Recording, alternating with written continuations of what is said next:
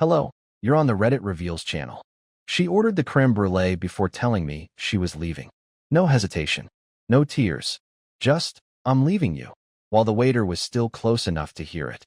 He paused, awkwardly, then set the dessert down and disappeared like he didn't want to be a part of whatever was coming next. Junie took one bite like she hadn't just set fire to our marriage. She even smiled. I didn't say a word. Not because I didn't have anything to say, but because I saw him. Out of the corner of my eye, past the sea of white napkins and fake candlelight, he walked in. He wasn't supposed to be there. She didn't see him at first. She was too busy explaining how this had nothing to do with anyone else, that she just needed to find herself, and that she hoped we could still be friends. I still didn't speak, because he wasn't alone. And as the two of them stepped closer, the fake world Junie built around her started to crack. Her fork stopped halfway to her mouth. Her lips parted just a little. She turned her head, and the color drained from her face like someone had pulled the plug. She whispered his name, but he didn't look at her. He looked at me, and nodded, and only then did I finally smile. For a moment, everything around us froze. The clinking of forks, the soft jazz in the background, even the annoying laughter from the birthday table near the window. All of it blurred behind the thick silence that wrapped around Junie's throat as she tried to figure out if what she was seeing was real. It was. He was real. And so was the woman on his arm. She looked nothing like Junie. That was the first thing I noticed. Where Junie was all elegance and edges, sharp eyeliner, sharper words, this woman was soft. Quiet strength in her posture, not loudness in her tone. She didn't wear drama like perfume. She wore presence. Junie turned back to me like I had answers.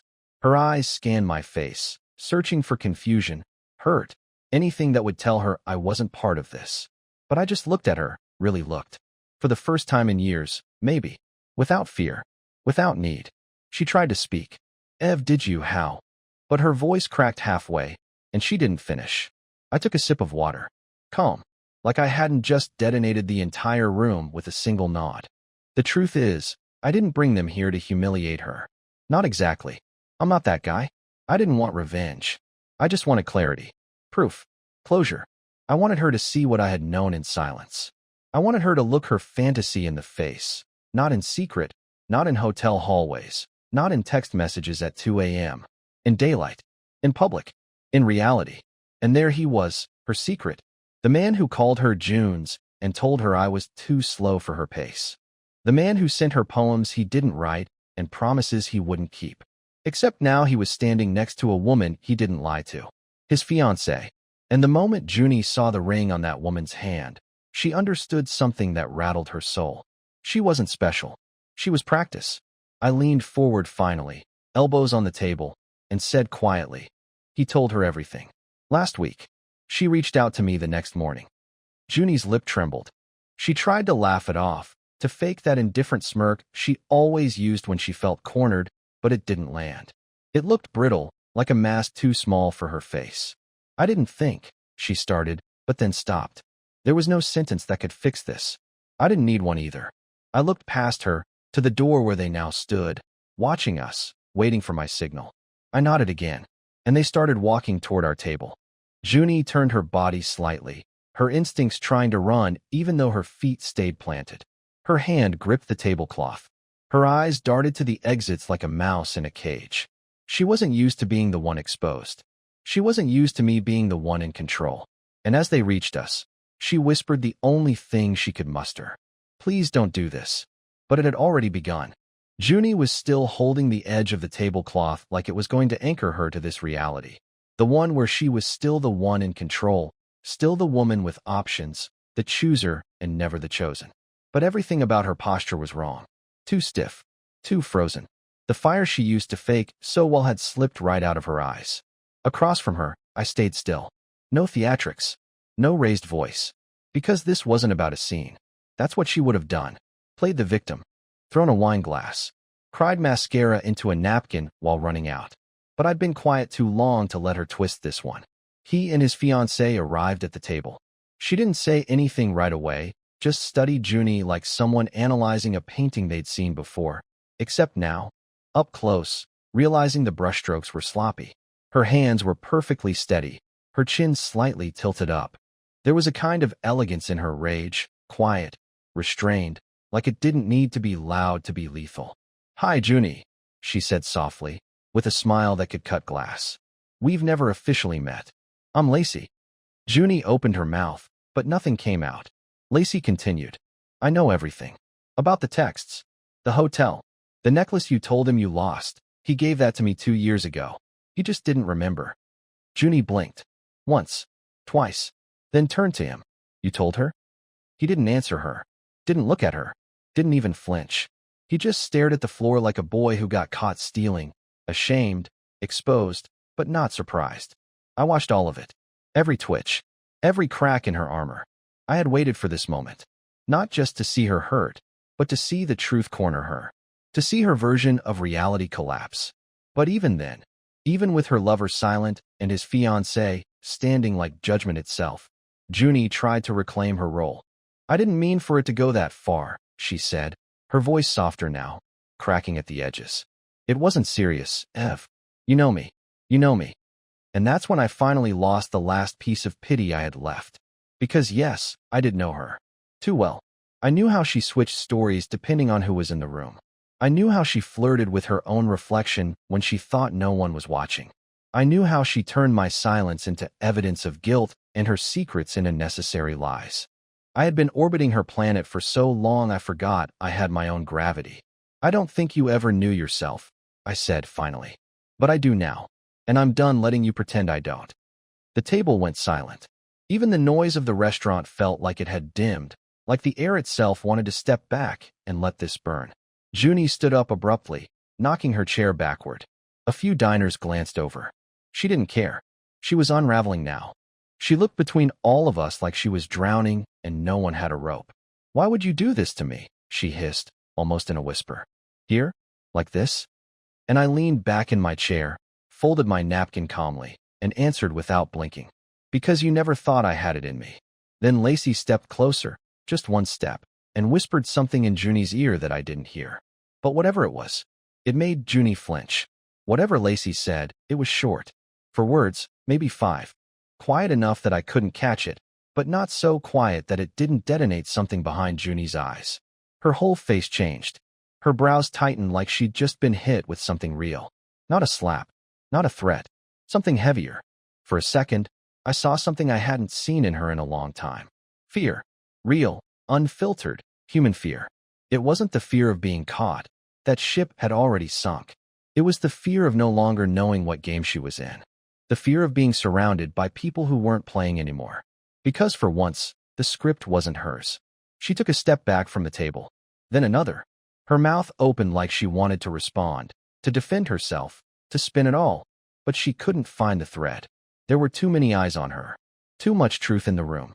And the man she risked everything for? He still hadn't said a single word. He hadn't even looked at her. Lacey glanced at me, gave a tiny nod like her part was done, then slipped her hand into her purse and pulled out a small envelope. She placed it gently on the table in front of Junie's untouched creme brulee. "For you," she said, her voice still composed. "No need to open it here, but you should read it." Then she turned around, didn't even wait for a response, and walked out of the restaurant without looking back. Her fiancé followed, still silent, still ashamed, still not glancing at Junie. That was the part that gutted her most, I think. Not the affair being exposed. Not the public humiliation. But the fact that the man she thought she mattered to didn't even have the decency to say goodbye. Junie stared at the envelope like it might explode.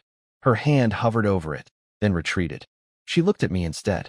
And for the first time in years, she looked small. "Ev," she said, reaching out, her voice soft like it used to be when we were kids in our first apartment, sharing ramen and hope. "We can talk. Just you and me. You don't have to do this. We're better than this."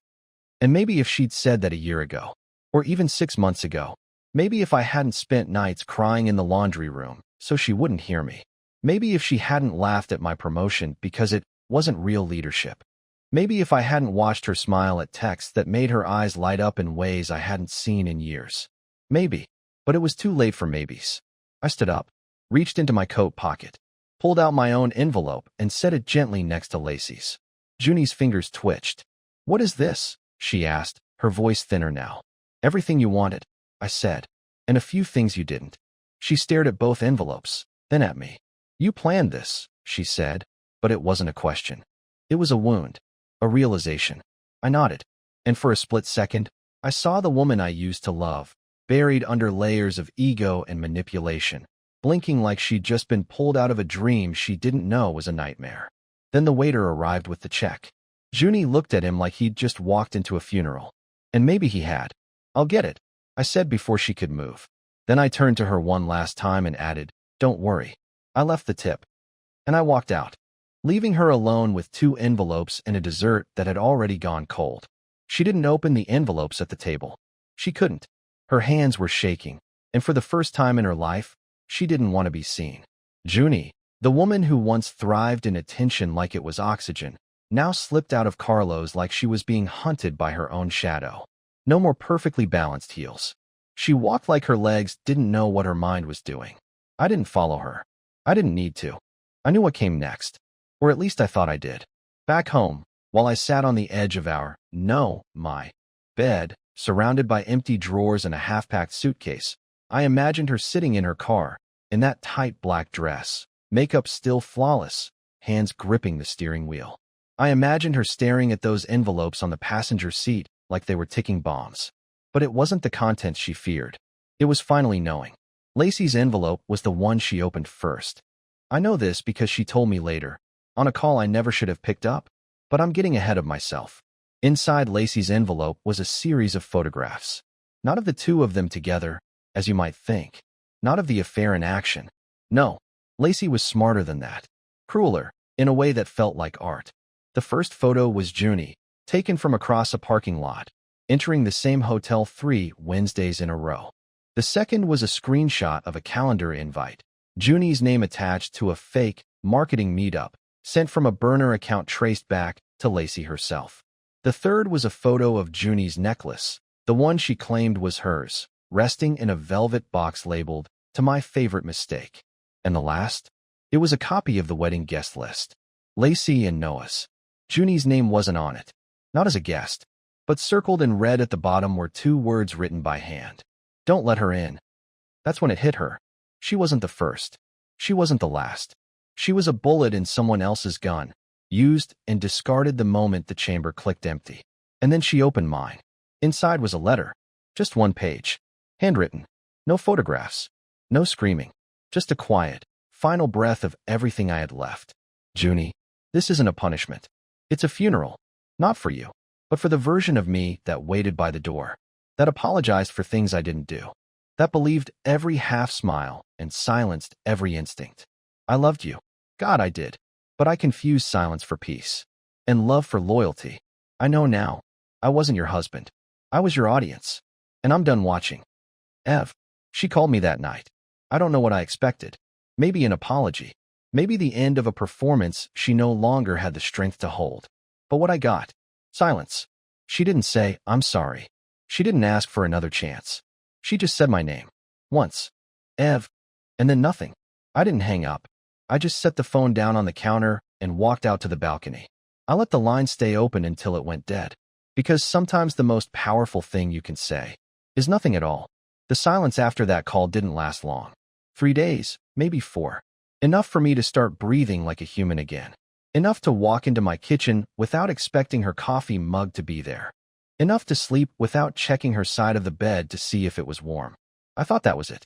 The final chapter. The show was over. The curtains had closed. But Junie never knew how to exit quietly. It was a Saturday morning when she showed up. No text. No warning. I had just come back from the laundromat, holding a cheap bag of folded clothes and a croissant I didn't even want. And there she was, sitting on the steps of my building, looking like a ghost that hadn't realized it was dead. I froze. Not because I missed her, but because I didn't expect her to look like that. No makeup. Her hair was messy. Her hands were red from the cold, even though she used to carry gloves in every purse. She wasn't wearing her usual performance. She looked like a woman who hadn't spoken to her own reflection in days. She stood when she saw me, but didn't come closer. I shouldn't be here, she said, eyes darting toward the street. I didn't know where else to go. I didn't say anything. Just moved past her, unlocked the building door, and held it open. I didn't invite her in. But I didn't shut her out either. She followed, up the stairs, into the hallway, and then, hesitating, into the apartment that no longer smelled like her perfume. She didn't sit. She just stood there in the doorway like a stray afraid to step on the rug. "I read your letter," she said finally. "Twice. Maybe 3 times. I don't know." I nodded. Set the laundry bag down. Unwrapped the croissant just to have something to do with my hands. I kept wondering if you meant it, or if it was just anger. I looked at her, really looked, and for the first time, I saw someone who wasn't trying to win. She wasn't charming. She wasn't defensive. She was lost. I meant every word. I said, my voice low but steady. "Especially the part about being your audience." She flinched. Then, quietly, she asked the question I never expected. "Was it always like this? Or did I ruin it?" I didn't know how to answer. Because what do you say to the woman who shattered you with a smile? The woman who made you feel like love was a scoreboard and you were always down by 10? So I told her the only truth I had left. "I think I ruined myself to keep you from noticing how broken we were." Her knees gave out a little then. She reached for the back of a chair, gripped it like it was holding her up. And for a moment, she looked like the version of her I remembered. Before all the lies. Before the pretending. Before Noah. "Lacey said something to me that night." Junie whispered, eyes still on the floor. Right before she walked away. I didn't ask what. But she told me anyway. She said, "You're not sorry he found out. You're sorry he finally saw you." Her voice cracked. And in that moment, something in me shifted. Not forgiveness. Not affection. But recognition. I wasn't angry anymore. I was tired. I stood up, walked past her, opened the door. She turned toward me, startled. "That's it. I don't hate you," I said. "But I can't keep bleeding just so you don't feel empty." She nodded once. Eyes glassy, but not falling apart. Not this time. Then she walked out. No goodbye. No drama. Just the sound of her heels clicking against the hallway, fading into silence. I closed the door. And for the first time in years, I didn't check if she came back. It's strange what you notice once someone's gone. I don't mean the poetic stuff, her hair in the drain, the missing mug, the empty side of the bed. No, I'm talking about the echoes.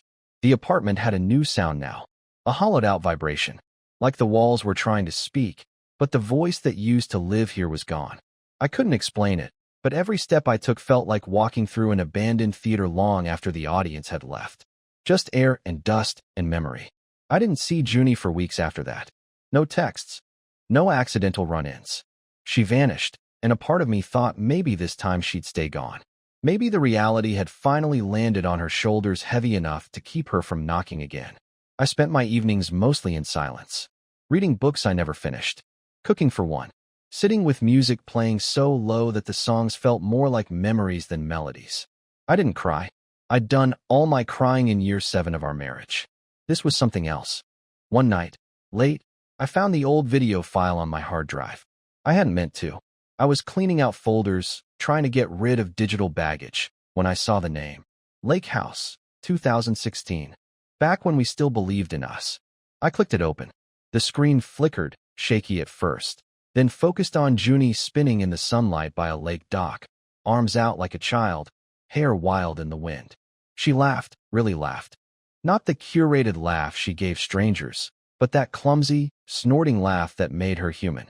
And behind the camera, you could hear my voice. "Junie, slow down. You're gonna fall." But she didn't. She just twirled harder and yelled, "Then catch me." And I did. The camera dropped, and all that was left was the sound of her crashing into me and the two of us laughing until the world went quiet.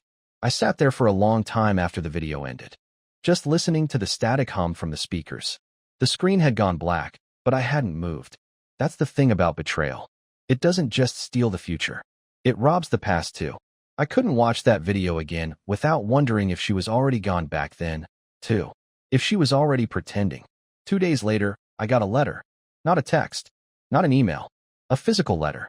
No return address. Just my name on the envelope, in handwriting I'd seen 1,000 times. Every birthday card. Every sticky note on the fridge. Every apology that never really fixed anything. Inside, one page. "I don't expect this to fix anything. I just need you to know that I finally see it. The cost. The damage. What I did to you. I loved how safe you made me feel. But instead of cherishing that, I used it like a hiding place. You didn't lose me. I got lost in someone else, and now I don't even know who that someone is. I miss the version of me that only existed with you. I'm sorry I killed her. Jay. I reread it 5 times. Folded it. Unfolded it. Thought about burning it. Then didn't. I didn't write back. Not because I was angry. Because she was right. That version of her was gone. And maybe the version of me who needed her died with her. The next morning, I did something I hadn't done in years. I packed a bag. Not for work. Not to escape. But to leave. Really leave. Because I needed to go somewhere she'd never been. Somewhere her shadow couldn't find me. I didn't leave in a dramatic blaze. No plane ticket to Paris.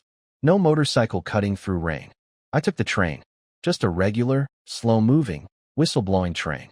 One that stopped in small towns and rolled past forgotten farmland and lakes that looked like still glass. I didn't know exactly where I was headed, only that I needed to find a place where my name didn't echo like an apology. Eventually, I ended up in a coastal town I'd only ever seen on a map. There were cliffs and boats and bookstores that smelled like sea salt and old paper. I rented a tiny upstairs apartment above a bakery where the woman downstairs made fresh bread at 4 a.m. Her name was June. Not Junie. Just June. She was 72 and yelled at pigeons like they owed her rent. That made me laugh. I hadn't laughed like that in a long time. I started fixing things around town. Not big things. Little ones. A broken railing at the library. A heater that wouldn't click on in the church basement. People started calling me Ev, the guy who shows up. I didn't tell them where I came from. No one asked. Some nights, I'd sit by the water with coffee and no phone and just be something I'd forgotten how to do. And slowly, the weight started to lift. Not all at once. Grief isn't like that. It's not a door that opens. It's a fog that thins. One morning, I woke up and realized I hadn't thought about her in days. Not with anger. Not with longing. Just hadn't thought of her at all. That's when I knew I was healing. Not because I was trying to forget, but because I didn't need the memory to mean more than it did. She was part of my story, not the whole thing. A few months later, I walked into that little bookstore on Main Street and met someone new. Her name was Clara. She wore paint on her fingers and always had a Band-Aid on at least one hand from framing her art crooked. She smiled without trying to sell anything with it. She didn't ask about my past. I didn't lie about it either. We talked, laughed, sat on the beach and threw stones at nothing. No grand confessions. No sparks that needed fireworks. Just peace. Warm, boring, beautiful peace. And for the first time in what felt like a lifetime, I didn't feel like I was someone's backup plan or emotional punching bag. I was just me. Enough. So yeah, she left me over creme brulee, thinking she'd broken something permanent. But in the end, all she did was crack the surface. And underneath, I found a man I hadn't seen in years. Whole. And quietly, finally, happy.